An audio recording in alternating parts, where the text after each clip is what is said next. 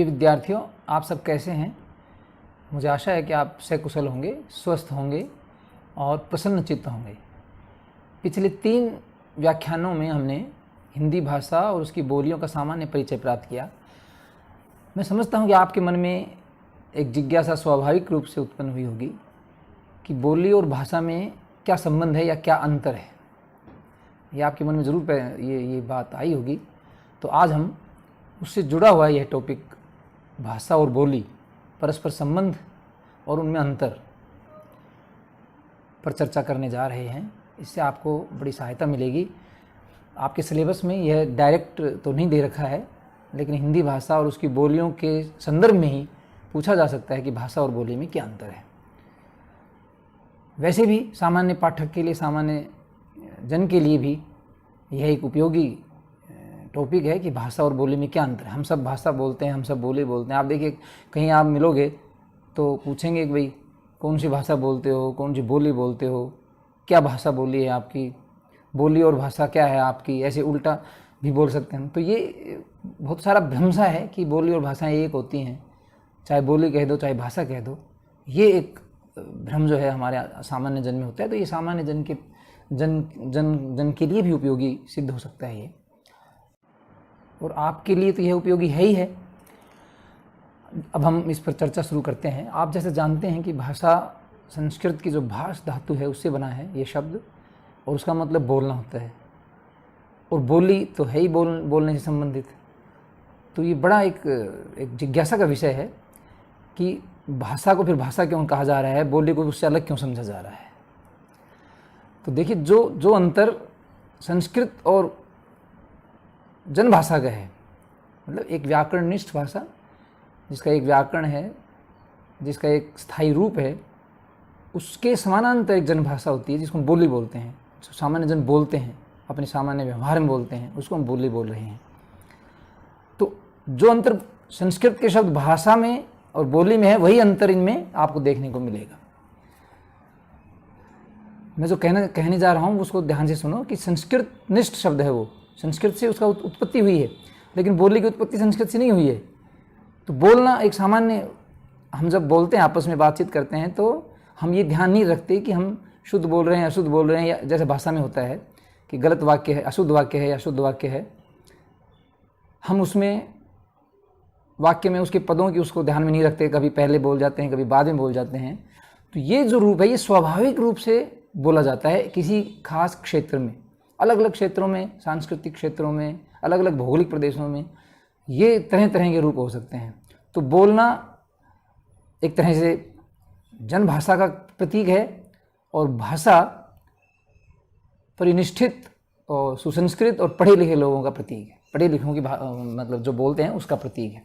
और ख़ासकर लिखने में आप देखिए, लिपिबद्धता होती है कि भाषा जब हम लिखेंगे तो हम व्याकरणिक त्रुटियाँ नहीं करेंगे, लेकिन बोली को हम कहाँ लिख पा रहे हैं, सिर्फ बोलते ही बोलते हैं। तो ये थोड़ा सा समझोगे तब इसका अंतर समझ में आएगा। तो बिंदुवार हम बात करते हैं कि भाषा और बोली में क्या अंतर है, क्या संबंध है। तो सबसे पहले हम संबंध की बात कर लेते हैं। तो ये तो आप मानिए, जैसे हमने हिंदी भाषा और उसकी बोलियों में किया था, कि हिंदी भाषा और अन्य आधुनिक भारतीय आर्य भाषाओं की उत्पत्ति कैसे हुई, कैसे वो सामने आई, उसका एक ऐतिहासिक क्रम हमने आपको बताया था कि कोई भी भाषा जब परिनिष्ठित हो जाती है, साहित्य का माध्यम बन जाती है, शासन प्रशासन अध्ययन अध्यापन का माध्यम बन जाती है, तब वह और एक बड़े व्यापक क्षेत्र में जब बोली जाने लगती है, प्रयोग की जाने लगती है, पढ़े लिखे लोगों द्वारा विशेषकर जब वो प्रयुक्त होती है, तो वो भाषा होती है। लेकिन वह भाषा हर व्यक्ति द्वारा हमेशा प्रयोग नहीं की जा सकती। कितना ही पढ़ा लिखा व्यक्ति क्यों न हो, अपने घर में आएगा, अपने परिवार में आएगा, अपने परिजनों के बीच रहेगा, तो एक अलग सहज रूप से जो बोला जाता है वो कुछ थोड़ा अलग रूप होता है। उसमें वो सावधानी नहीं रखनी पड़ती जो हम परिनिष्ठित भाषा में रखते हैं। ये बोली और भाषा का संबंध आपस में है। तो मैं ये समझता हूँ कि बोली भाषा से प्रभावित होती है और भाषा बोली से बनती है। तो वो कहते हैं ना कि भाई पहले क्या है, पहले है बोली, जनभाषा पहले है। कोई आदमी किसी लोकेलिटी में रहता है, किसी समूह में रहता है, तो उसका अपना एक आपस में बात करने का, आपस में समझाने का एक ढंग विकसित हो जाता है, जिसको हम बोली बोलते हैं। वही बोली जब और अधिक बड़े क्षेत्र में बोले जाने लगे और उसके रूप को स्थिर करने की आवश्यकता महसूस हो कि भाई इसमें भिन्नता नहीं रहने पाए, तब वो भाषा का दर्जा प्राप्त कर लेती है और उसके बाद ही फिर वो साहित्य आदि इनमें प्रयोग होती है। तो बोली मूल है, कहने का मतलब ये हुआ कि बोली मूल है और भाषा उसके बाद का डेवलपमेंट है, उसके बाद का विकास है। लेकिन ऐसा नहीं है, केवल ऐसा नहीं है, बोली भी भाषा से प्रभावित होती है। आप देखिए कि हिंदी भाषा के कितने ही शब्द अनेक अन्य बोलियों में हम अब प्रयोग करने लगे हैं, अंग्रेजी भाषा के शब्दों का प्रयोग करने लगे हैं। तो बोलियों में भी ऐसी बात नहीं है, परिनिष्ठित भाषा का या दूसरी भाषाओं के शब्द अपने आप आते जाते रहते हैं। वह तो एक बहता हुआ नाला है, नदी है वो तो, जिसमें आते जाएंगे, चलते जाएंगे, खत्म हो जाएंगे, पुराने खत्म हो जाएंगे, नए आते जाएंगे। तो बोली एक तरह से क्या है, कम कार्यकाल की है, टेम्परेरी टाइप, मतलब बहुत ही कम समय। लेकिन भाषा लंबे समय तक वही रहती है, जब तक कि उसमें कोई बड़े परिवर्तन की गुंजाइश न हो। आपने देखा होगा जब शताब्दी ईसा पूर्व, मतलब ये लगा लो चौथी पाँचवीं शताब्दी पूर्व, पाणिनि ने जब संस्कृत व्याकरण को स्थिर किया, तो उसके बाद से संस्कृत आज तक वैसे ही बोली जा रही है। और इस बात को आज 2500 वर्ष तो मानो या 2500 वर्षों से संस्कृत एक जैसे रूप में चल रही है। ये है भाषा का रूप। और उस 2500 साल में आप देखिए बोलियां कहाँ से कहाँ पहुँच गई, कितनी भाषाएं हमारे यहाँ उसके बाद बन गई। और वो जो संस्कृत भाषा थी जो आज भी प्रयोग होती है, हालांकि उसके प्रयोगता बहुत ही कम रह गए हैं और शायद इसीलिए उसको डेड लैंग्वेज कहा जाता है कि अब उसका इतना प्रयोग नहीं रहा। तो उस देखिए आप 2500 वर्षों के इस इतिहास में कितनी ही बोलियाँ भाषाएं बनती चलेगी। तो हिंदी भी उनमें से एक है। जो आधुनिक भारतीय आर्य भाषाएं हम बोलते हैं उनमें से हिंदी एक बड़ी भाषा है। तो अब हम अंतर की ओर आते हैं कि भाषा और बोली में अंतर क्या है। तो जैसा कि हमने हिंदी भाषा और बोलियों में सीखा था, उससे एक थोड़ा आइडिया आ जाएगा आपको कि सबसे पहले जो बिंदु है वो है व्यापकता का, विस्तार का। भाषा हमेशा एक बड़े क्षेत्र में बोली जाएगी। हो सकता है उस बड़े क्षेत्र के कई उपक्षेत्र हों। तो जैसे हमने बताया था कि उपभाषा क्या होता है कि एक जैसी सांस्कृतिक या भौगोलिक क्षेत्र में बोली जाने वाली कई बोलियों का समूह, उसको हम उपभाषा कहते हैं। तो ये तो है कि भाषा एक बड़े व्यापक क्षेत्र में बोली जाती है और उस व्यापक क्षेत्र में छोटे छोटे क्षेत्र हो सकते हैं और उनकी अपनी अलग अलग बोलियां हो सकती हैं। तो ये सबसे बड़ा मैं मानता हूं कि व्यापकता या विस्तार, इसका एक पहला गुण है भाषा का, जो बड़े क्षेत्र में बोली जाती है, शिक्षित लोगों द्वारा खासकर बोली जाती है। आप जैसे आपने कुछ सुना होगा ना कि कोस कोस पर बदले पानी, 5 कोस पर वाणी, कि एक कोस पर आप जाएंगे तो पानी के स्वाद का जो है अंतर हो जाएगा और 5 कोस पर आप जाएंगे तो आपको वाणी में, यानी वाणी का मतलब यहाँ बोली में आपको परिवर्तन मिलेगा। एक कोस में आपको पता ही है कि भाई 3-3.5 किलोमीटर होते हैं। तो आप देखिए, अंदाज़ा लगा लीजिए कि 3.5 किलोमीटर पर या 3 किलोमीटर पर पानी बदल जाएगा, पानी का स्वाद बदल जाएगा। बहुत कम दूरी पर भी पानी का स्वाद बदल जाता है। एक ही गांव में एक तरफ तो आपका खारा पानी, एक तरफ आपका मीठा पानी मिलता है। ऐसे ही भाषा है, 5 कोस पर बदले वाणी, इसका मतलब क्या हुआ, 15 किलोमीटर के बाद, अगर आज के संदर्भ में हम बात करें तो 15 किलोमीटर के बाद आपकी बोली बदल जाती है। तो हुआ ना क्षेत्र कम। और हिंदी भाषा मैं कह रहा था कल आपको कि राजस्थान से लेके पश्चिम से जब हम शुरू करें तो राजस्थान से लेकर बिहार की सीमा तक जाती है। तो अब आप अंदाज़ लगा सकते हैं कम से कम 2000 किलोमीटर तो होंगे ही होंगे। इस 2000 किलोमीटर में आपको एक जैसी भाषा हिंदी का प्रयोग मिलेगा। बिहार के लोग भी वही लिखेंगे जो हम राजस्थानी लिखेंगे हिंदी भाषा में, उसमें अंतर नहीं आएगा। मैं फल खाता हूँ, वो यही लिखेंगे। पुस्तक मेज़ पर रखी है, वो भी यही लिखेंगे, हम भी यही लिखेंगे। लेकिन जब बोली का फर्क आएगा तो वो कुछ और बोलेंगे। वो जैसे मैं को हम बोलेंगे हम खाता हूं, आप क्या बोलेंगे, पुस्तक मेज माड़े रखी है, पुस्तक मेज माड़े रखी है, ऐसे बोलेंगे आप। तो कई चीज परिवर्तन होगी ना इसमें। तो बोलियों का अंतर हो सकता है, लेकिन आप इस स्ट्रेच पूरा 2000 किलोमीटर पे आप देखिए, भाषा में कोई अंतर नहीं है। तो भाषा एक बड़े व्यापक क्षेत्र में बोली जाती है और बोली एक छोटे सीमित क्षेत्र में।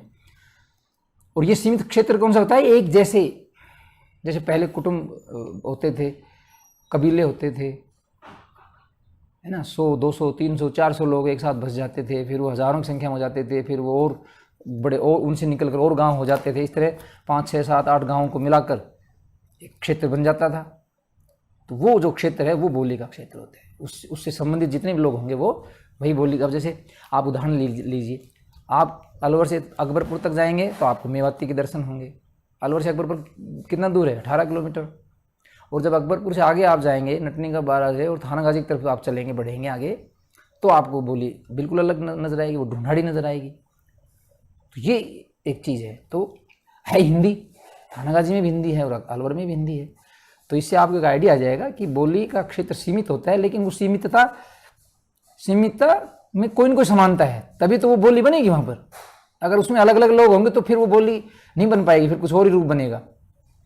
इसलिए आप देखिए अलवर शहर में मेवाती कौन बोल रहा है? वो लोग जो बहुत पहले यहाँ रह रहे थे। अब अलवर में कितने ही लोग बाहर से आकर रहने लग गए, कितने ही लोग। इसलिए अलवर की भाषा बिल्कुल मानक हिंदी है। तो ये बड़ा मतलब फर्क पड़ता है। तो बोली एक सीमित क्षेत्र में बोली जाती है, और वो सीमित क्षेत्र क्या होगा? एक कल्चरल इकाई के रूप में रहेगा। कोई न कोई उनका संबंध पीछे से रहा है, एक जैसी रीतियाँ, एक जैसे रिवाज, एक जैसी परंपराएं, खान पान, वो एक कल्चरल इकाई बनता है। तो ये बोली का सीमित क्षेत्र है, भाषा का व्यापक क्षेत्र है।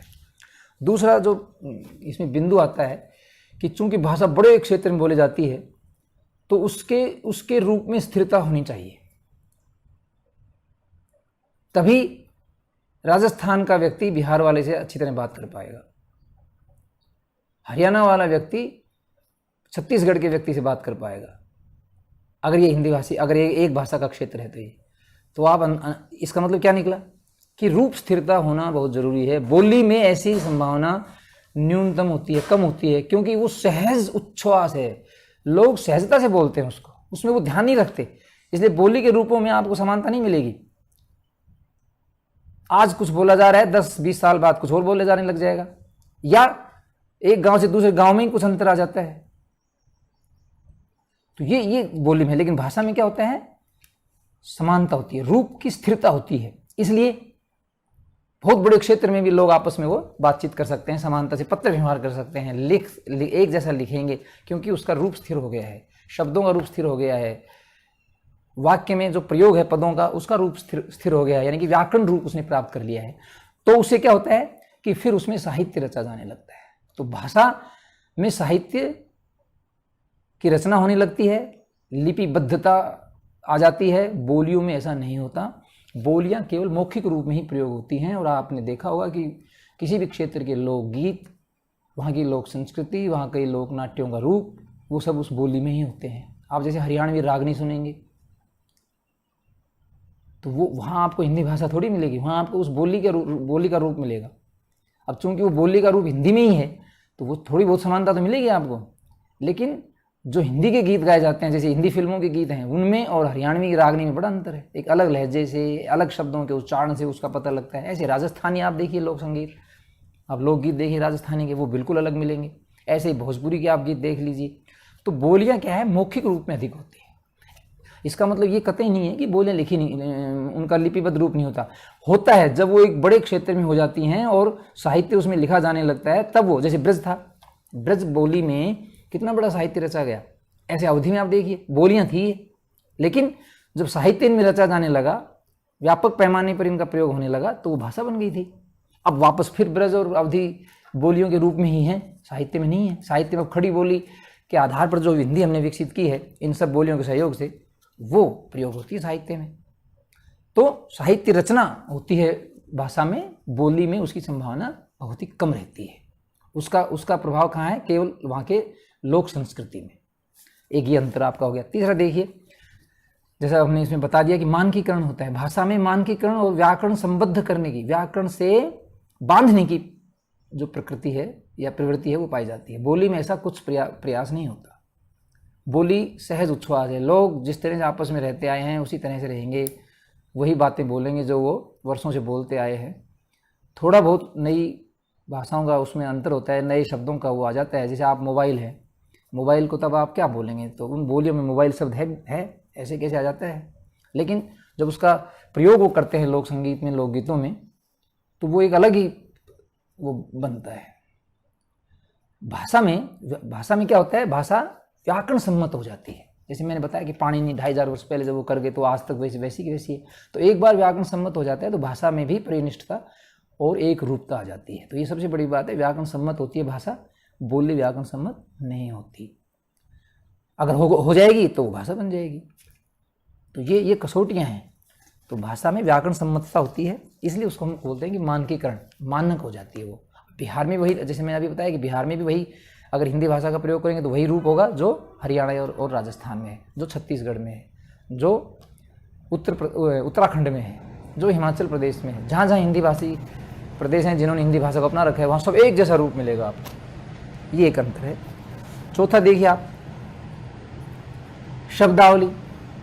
भाषा में आप शब्दों का प्रयोग, मानक शब्द हैं, कोश के अनुसार ही करते हैं, और हमने मान लिया कि एक बहुत बड़े क्षेत्र में यही शब्द सबसे ज़्यादा बोला जाता है, तो वो मान्य हो जाता है। लेकिन बोली में ऐसा नहीं है। बोली में शब्दों में परिवर्तन होता रहता है। जैसे हम देवनागरी लिपि में चर्चा कर रहे थे कि किस तरह से वर्णों के उच्चारण में भिन्नता पाई जाती है। पूर्वी भारत में जब हम जाएंगे तो वह को बै बोलते हैं, वो वह वहाँ बोला ही नहीं जाता। ठीक इसी तरह जब राजस्थान में आप आएंगे तो आदेश से के साथ जो भी संयुक्त व्यंजन बनते हैं उनका उच्चारण वो अलग से ई लगा के करते हैं। जैसे मैं स्कूल गया, ई लगाएंगे वो। और जब हरियाणा में आएंगे तो वो हरियाणा में आदेश है वाला जो व्यंजन है उसको बोल नहीं पाएंगे। वो क्या कहेंगे, मैं स्कूल गया, क्या कहेंगे, मैं स्कूल गया, पूरा से। और जब आप पूर्वी भारत की तरफ जाएंगे, पूरी उत्तर प्रदेश और बिहार में जब जाएंगे तो क्या कहेंगे, मैं स्वस्थ हूं। इसको वो स्वस्थ नहीं बोलेंगे, मैं स्वस्थ हूं, मैंने स्पष्ट कर दिया, मैंने अस्पष्ट कर दिया, यानी कि वो एक आगम कर लेते हैं। तो ये देखिए आप, इतना बड़ा अंतर पड़ जाता है बोली में। लेकिन हिंदी भाषा का क्योंकि मानकीकरण हो गया है, क्योंकि व्याकरण सम्मत हो गई है, इसलिए उसमें उच्चारण का ये भेद नहीं रहता। फिर भी बोलियों के प्रभाव से ऐसा हो जाता है कि कुछ शब्द अलग अलग बोले जाते हैं। तो शब्दावली में, भाषा में शब्दावली में एक रूपता रहेगी, बोलियों में शब्दावली की भिन्नता रहती है अलग अलग। जैसे मैंने आपको बताया कि संयुक्त व्यंजनों को बोलने में कितनी भिन्नता है। ऐसे ही कर्ता का ये जो कारक रूप है, इनमें भी बहुत अंतर है। आपने थानागाजी में देख लीजिए, आप क्या बोलते हैं। जैसे आप बोलते हैं माड़े, माड़े बोलते हैं पर रखा हुआ है। तो ऐसे वो बहुत सारे रूप हैं। अगला जो अंतर है वो हम पहले वैसे कर चुके, सहज उच्छ्वास है बोली का अपने आप। एक लोक संस्कृति में उसका रंग देखने को मिलता है, जब लोग आपस में गाते बजाते हैं, नाचते हैं, लोकगीत। इसका मतलब क्या हुआ कि बोली में लोक संस्कृति का प्रवाह देखने को मिलेगा, और वह कुछ सालों बाद आपको बदली हुई भी नजर आ सकती है, क्योंकि नए शब्दों को वो ग्रहण कर लेती है, नई चाल को वो पकड़ लेती है बोली को। लेकिन भाषा में ऐसा नहीं होता। जैसे मैंने बताया ना कि 2500 सालों से संस्कृत एक जैसी है, तो हिंदी भी जब से हिंदी का व्याकरण स्थिर हुआ है, एक जैसा ही रूप आपको देखने को मिलता है। सभी पुस्तकें, जो भी मानक पुस्तकें हैं हिंदी भाषा में जो लिखी गई है, उनमें एक जैसा रूप मिलेगा आपको, कोई रूप परिवर्तन नहीं मिलेगा। शब्दों का थोड़ा है कि बहुत सारे शब्द बोलियों से हमने लिए हैं, लेकिन वो मान्य हो गए हैं, उनको हमने मान लिया है भाषा में, तभी तो उसका मानकीकरण हुआ। इसके बाद आप देखिए, जैसे हरियाणा में आप कहोगे अरे इसको ठाले, तो ठाले जो शब्द है, दो अर्थ देखिए। हरियाणा में स्वर से आरंभ होने वाले शब्दों में बड़ी कठिनाई आती है हरियाणवी बोली में। तो वो क्या कहेंगे, उठाले को क्या कहेंगे, ठाले। तो ये अच्छा, वैसे अगर हम देखें ठाले का मतलब क्या होता है, ठाला बैठना। तो बड़ा अजीब सा है ना ये। तो बोलियों में एक अलग रूप होता है, सहज उच्छ्वास है, वहां पर लोक जीवन और लोक संस्कृति का उसमें अंग मिलता है। भाषा में एक क्षेत्र का रंगत नहीं मिलेगी आपको उसमें। अब जैसे आप हिंदी में जब पढ़ेंगे आप, जैसे हमारे फणीश सुरनाथ रेणु का उपन्यास है मैलांचल, वो लिखा हुआ है, तो आप उसमें देखिए, उस वहाँ के कल्चर की छटा देख लीजिए आप। फिर भी हिंदी का बड़ा उपन्यास मानते हैं उसको, लेकिन उसमें लोक जीवन की छटा तो है, उसके शब्दावली भी उसमें है, लेकिन उसका जो ओवरऑल टेम्परामेंट है वो तो हिंदी है ना। हम उसमें बीच बीच में आए हुए शब्दों या मुहावरों से पता लगा रहे हैं कि ये वहाँ के लोक जीवन की छटा है। तो बोली में हमेशा लोक जीवन की छटा रहेगी, भाषा में किसी एक क्षेत्र की नहीं, एक बड़े भूभाग जिसमें वो बोली जा रही है, वहाँ की संस्कृति परिलक्षित होगी। इसके बाद आप उसका रूप स्थिर हो जाता है, तो शासन प्रशासन, अध्ययन अध्यापन, पत्रकारिता, न्यायालय आदि जितने भी ऐसी संस्थाएं हैं जो पूरे उस समुदाय के लिए होती हैं, तो वहाँ पर भाषा का प्रयोग किया जाएगा, नहीं कि बोली का। तो ये आप देखिए कि शासन प्रशासन की भाषा बन जाती है फिर वो भाषा, जबकि बोली ऐसा नहीं कर पाती। और एक जो अंतर है वो है कि एक ही भाषा की बोलियों में परस्पर संबद्धता होती है, आपस में वो संबंध होती हैं, हर बोली का एक दूसरे पर प्रभाव पड़ता है। जैसे मैंने बताया उस दिन कि हरियाणवी खड़ी बोली, ब्रज और कन्नौजी, मेवाती और हरियाणवी और खड़ी बोली, तीन भाषाओं का भी आपस में, तो इस तरह आपस में इनका राजस्थानी के एक भाग का हरियाणवी पर असर पड़ता है, हरियाणवी का खड़ी बोली पर पड़ता है, खड़ी बोली का मेवाती पर पड़ता है, और हरियाणा, ये बोलियां जो है आपस में एक ही भाषा की बोलियां परस्पर संबद्ध होती हैं, किसी न किसी रूप में उनका संबंध चलता है आपस में। लेकिन दो भाषाएं आपस में संबद्ध नहीं होती। आप देखिए, अंग्रेजी आप बोलेंगे और नहीं जानते, अंग्रेजी आपके सामने कोई बोल रहा है दोस्त आपका, वो, और आप अंग्रेजी नहीं जानते, और आप हिंदी बोलते हैं, वो आपका दोस्त हिंदी नहीं जानता, तो फिर आपके बीच में कोई संवाद स्थापित नहीं हो सकता। तो भाषाओं में आपस में कोई संबद्धता नहीं होती, लेकिन एक ही भाषा की बोलियों में संबद्धता होती है, ये एक बात है। अच्छा, इसमें एक बात और कहना चाहूँगा कि आप देखिए कि राजस्थानी व्यक्ति जब बिहार में जाएगा और बोलियों में बात करेगा तो शायद वो आपस में बात नहीं समझ पाएँ, भले ही वो एक ही भाषा की बोलियाँ हैं। तो यहाँ क्या काम आएगा, आपकी वो भाषा ही काम आएगी, हिंदी भाषा में।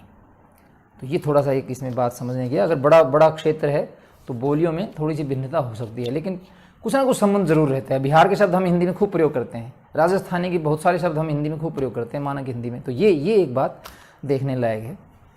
और उसके बाद देखिए आप, भाषा के कई रूप हो सकते हैं।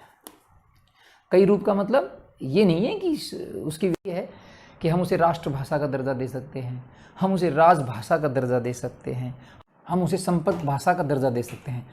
अच्छा देखिए, इसका मतलब ये नहीं है कि ये अलग अलग भाषाएं होगी, नहीं, राजभाषा भी वही है, राष्ट्रभाषा भी वही है, संपर्क भाषा भी वही है। ये एक भाषा भी हो सकती है और दूसरी भाषा भी हो सकती है। कैसे, देखिए, हिंदी को संघ की राजभाषा घोषित किया गया। संघ का मतलब यूनियन, जो हमारे देश की मतलब जो केंद्र सरकार है हमारी, उसको हम संघ बोलते हैं, राज्य सरकारें अलग होती हैं। तो संघ की राजभाषा हिंदी होगी, ये हमने माना। फिर हमने राष्ट्रभाषा का नाम लिया। हम कहते हैं कि मैथिली चंद्रगुप्त हमारे राष्ट्र कवि हैं, हम कहते हैं कि रामधारी सिंह दिनकर राष्ट्र कवि हैं। जिसमें राष्ट्रीय आकांक्षाओं की अभिव्यक्ति हो, वो भाषा क्या कहलाती है, राष्ट्रभाषा कहलाती है। तो हमारे देश में सबसे बड़ा जो साहित्य है, ज़्यादातर साहित्य किसमें, हिंदी में पढ़ा जाता है और लिखा जा रहा है। हमारी जो फिल्में हैं, हिंदी फिल्में हैं, उनकी कितनी व्यापक लोकप्रियता है, विदेशों में भी, हमारे देश में तो ही है। तो इससे पता लगता है कि हमारी राष्ट्रीय आकांक्षाओं की अभिव्यक्ति हिंदी से होती है। तो निर्विवाद रूप से हमारे देश की राष्ट्रभाषा हिंदी है, क्योंकि बहुत सारे लोग इसका प्रयोग करते हैं। हमारे माध्यम जो हैं, प्रचार माध्यम हैं, वो ज़्यादातर किस में है, हिंदी में है, ज़्यादातर लोग इसको समझते हैं। तो ये स्वतः ही है। राजभाषा में अंतर हो सकता है, राजभाषा आपकी कोई दूसरी भाषा भी हो सकती है, जैसे कि अभी भी अंग्रेजी भाषा राजभाषा के रूप में प्रचलित है हिंदी के साथ साथ। इसमें कुछ राजनीतिक बातें हैं, वो उस पर हम खैर चर्चा यहाँ नहीं करेंगे। और अंग्रेज़ों से पहले, ब्रिटिश काल से पहले, जब मुगल काल था और अन्य मुस्लिमों का शासन था, तब हमारे यहाँ क्या थी, तुर्की या फारसी ज़्यादा समय रही है। फारसी हमारी राजभाषा थी।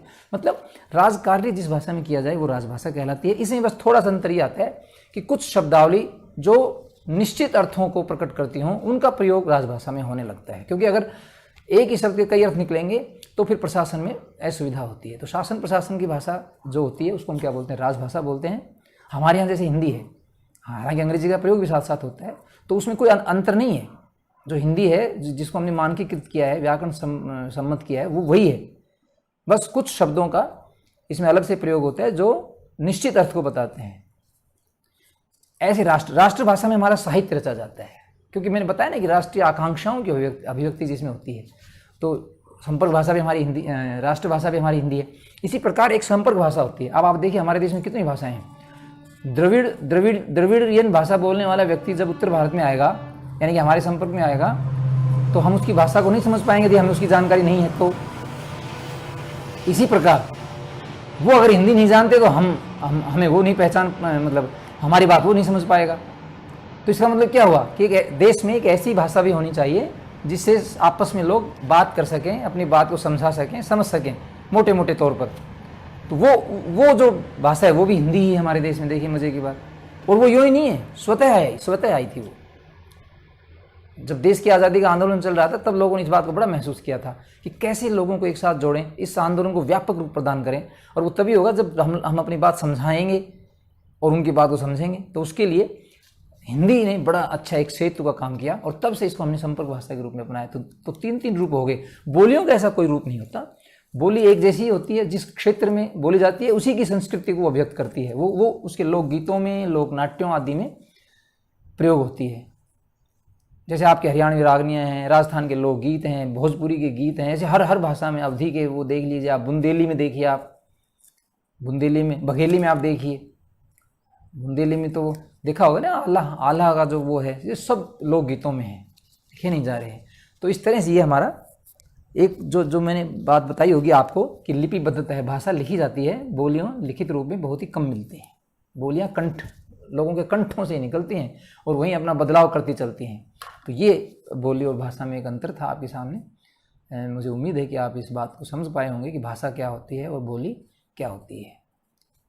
अगले व्याख्यान में हम एक अलग टॉपिक के साथ आपके सामने आएंगे। तब तक के लिए धन्यवाद। लेकिन इससे पहले मैं एक बात कह दूं कि कोविड के इस काल में आप पूरी सावधानी बरतें, पूरी सावधानी, लापरवाही इसमें बिल्कुल अक्षम्य है। धन्यवाद।